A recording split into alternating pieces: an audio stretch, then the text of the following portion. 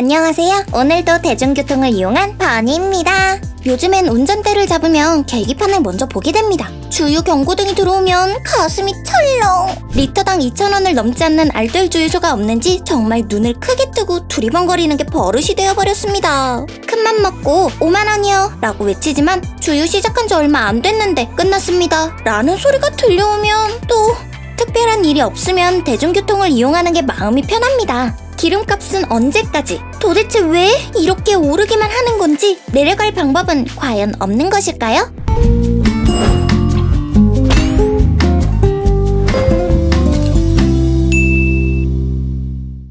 1리터당 기름값 2,000원 시대. 무서운 줄 모르고 기름값이 치솟고 있습니다. 처음엔 우크라이나 사태로 인해 국제 유가가 오른 것이니 곧 안정화되겠지 라고 생각했습니다. 그러나 기대와는 달리 국제 유가는 고공행진을 이어갔죠. 우크라이나 사태가 지속되면서 미국은 러시아산 원유 수입을 전면 금지했고 EU 역시 러시아 수입 원유를 90% 줄이겠다고 결정했습니다. 이로 인해 세계 2위 산유국인 러시아의 원유 공급량이 줄어들었죠. 또한 코로나19 팬데믹으로 인해 자동차를 이용하는 사람이 많아지면서 석유 공급 대비 수요가 늘어나 국제 유가는 계속 올라가는 현상이 나타난 거죠. 우리나라 역시 국제 흐름을 피할 수는 없었는데요. 국내 전국 주유소 기름 가격은 5월 둘째 주부터 6월 셋째 주까지 6주 연속 상승했습니다. 이에 국내에서도 3차 오일 쇼크가 현실이 되는 것은 아닌지 우려의 목소리가 커지고 있었죠. 그 찰나 최근 국제 유가가 하락세로 접어들었습니다. 과연 유가 상승세는 이제 끝난 것일까요? 아닙니다. 오히려 경제 전문가들은 1970년대에서 1980년대 초반까지 이어진 1, 2차 오일 쇼크보다 더 심각한 3차 오일 쇼크가 올 수 있다고 경고하고 있습니다. 지금 국제유가가 떨어진 것은 각국 중앙은행의 금리 인상 때문이지 근원적인 요인인 공급 문제가 해결된 것이 아니기 때문이죠. 아직 산유국은 증상 결정을 하지 않았고 우크라이나 사태가 끝나지 않아 공급 문제도 해결되지 않았습니다. 때문에 당분간 유가 상승의 이슈는 계속될 것이라는 전망입니다. 오일 쇼크가 두려운 것은 단순히 비싼 값으로 석유를 사야 하기 때문만은 아닙니다. 바로 경제 불황이 동반한 오일 쇼크에는 스태그플레이션의 위험이 뒤따르고 있기 때문이죠. 스태그플레이션은 경기가 좋지 않은 상황에서도 계속 물가가 오르는 현상을 의미하는데요. 지금 저희가 체감하고 있는 상황과 유사합니다. 실제로 한국은행은 올해 소비자 물가 상승률을 4.5%로 전망했고 영국의 소비자 물가는 지난 4월 전년 동월 대비 9%나 올랐습니다. 미국의 5월 소비자 물가지수 역시 전년 동월 대비 8.6% 급등했죠.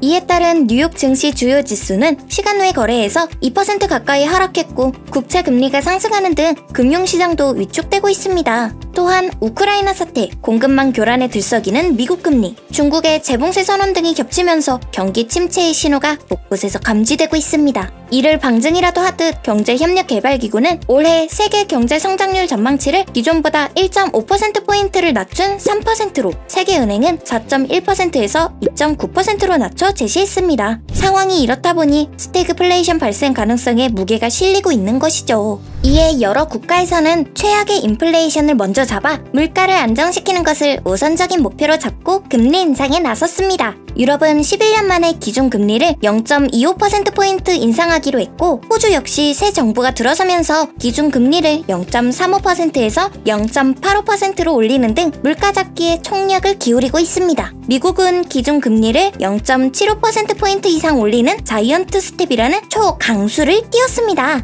기준 금리는 0.25%포인트 올리는 것이 보통인데 이번엔 28년 만에 최대폭의 기준 금리 인상을 단행한 것이죠. 이에 그치지 않고 다음 달에도 자이언트 스텝을 밟을 것이라고 하는데요. 이번 미국의 자이언트 스텝으로 뉴욕 증시 3대 지수는 상승세를 보였고 인플레이션 주요 원인인 국제유가와 WTI는 하락세를 보였습니다. 미국 정부는 중국산 소비재 관세 인하, 유류세 항시 면제, 처방의약품 가격 인하, 에너지 인센티브를 통한 가스, 전기 등의 비용 인하, 세제 개혁을 통한 연방정부 적자 감축 등이 동반된다면 물가 안정을 꾀하면서도 경기 침체까지는 이르지 않을 것이라고 자신하고 있는데요. 금리 인상이 단기적으로는 긍정적인 효과를 보이는 듯하지만 전체적인 흐름으로 볼 때 긴축 정책은 경기 침체를 악화시킬 수 있다는 의견이 분분합니다. 우크라이나 사태가 언제 끝날지 모르는 등 세계 정세가 아직 불안한 상황에 금리 인상은 돌파구가 아닌 더 깊은 경기 침체로 이어질 수 있다는 의견이 지배적인 것인데요. 따라서 우리나라는 기준 금리를 0.5%포인트 올리는 빅스텝 카드를 꺼낼지는 신중하게 결정해야 할 것 같습니다. 금리를 급하게 올리면 기업들이 자금 조달에 어려움을 겪으면서 경기 침체로 이어질 수 있고, 기준 금리 인상으로 인해 대출 금리가 오르면 가계의 빚 부담이 커져 소비 위축 현상이 나타나기 때문이죠. 물가가 안정되지 않은 상황에 경기 침체까지 이어진다면 스태그플레이션 늪에 빠지는 것은 시간 문제가 될 것 같습니다.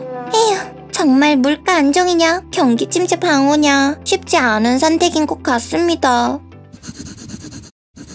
이미 전 세계 경제는 1, 2차 오일 쇼크에 따른 스태그플레이션을 겪었습니다. 예상치 못한 세계 경제 혼란에 모두가 어려움에 빠졌었는데요. 그 아픔을 아는 만큼 또다시 직면하고 싶지 않은 것은 모두의 바람이지 않을까 싶습니다. 과거의 뼈아픈 경험이 지금의 해법으로 다가올 수는 있지만 국제 경제 상황은 1970년대와 분명 다르다는 것도 간과해서는 안 될 것 같습니다. 그때는 맞고 지금은 틀릴 수 있다는 말처럼 옛날보다 지금의 상황에 집중해 장기적 종합대책으로 이 난관을 슬기롭게 헤쳐나갔으면 좋겠네요. 이상 버니였습니다.